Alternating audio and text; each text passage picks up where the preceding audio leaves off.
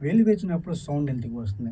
మనం వేళ్ళని విరిచేటప్పుడు వచ్చే సౌండ్ నిజానికి ఎముకలు విరిగిన సౌండ్ కాదు. మన వేళ్ళలోని జాయింట్ ఎలా పనిచేస్తుందో అర్థం చేసుకుందాం. 2 ఎముకలు కలిసే చోట వాటి చివరన కార్టిలేజ్ కప్పి ఉంటుంది. ఈ జాయింట్ చుట్టూ ఒక క్యాప్సూల్ ఉంటుంది.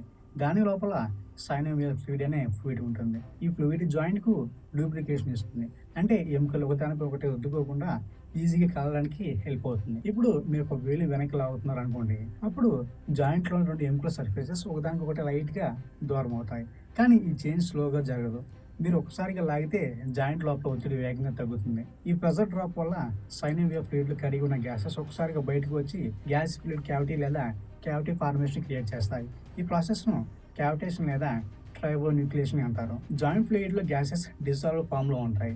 జాయింట్ సర్ఫేస్ ఒక్కసారిగా వేరుపడినప్పుడు ప్రెషర్ తగ్గడంతో ఆ గ్యాసెస్ ఒక ఖాళీ ప్రదేశంగా ఏర్పడతాయి. ఈ ఖాళీ ప్రదేశం ఏర్పడే డైనమిక్స్‌కి సంబంధించిన వేగవంతమైన కన్వర్ట్ అయ్యి మనకు క్రాక్ సౌండ్ వినిపిస్తుంది. ఒకసారి వేలు విరిచిన తర్వాత వెంటనే మళ్ళీ అదే సౌండ్ ఎందుకు రాదు. మీరు జాయింట్‌ని ఒకసారి క్రాక్ చేసిన తర్వాత అక్కడ ఏర్పడిన చిన్న ఖాళీ ప్రదేశం వెంటనే మళ్ళీ అదే విధంగా ఏర్పడే సిచ్యువేషన్ ఉండదు. జాయింట్‌ను మళ్ళీ అదే సిచ్యువేషన్‌కి తీసుకురావడానికి కొంత టైం పడుతుంది. ఒకసారి ఏర్పడిన ఖాళీ క్రమంగా తగ్గి జాయింట్ ఫ్లూయిడ్‌లో తిరిగి కలిసిన తర్వాతే ఆ జాయింట్ మళ్ళీ అదే విధంగా ఖాళీ అయ్యే అవకాశం ఉంటుంది.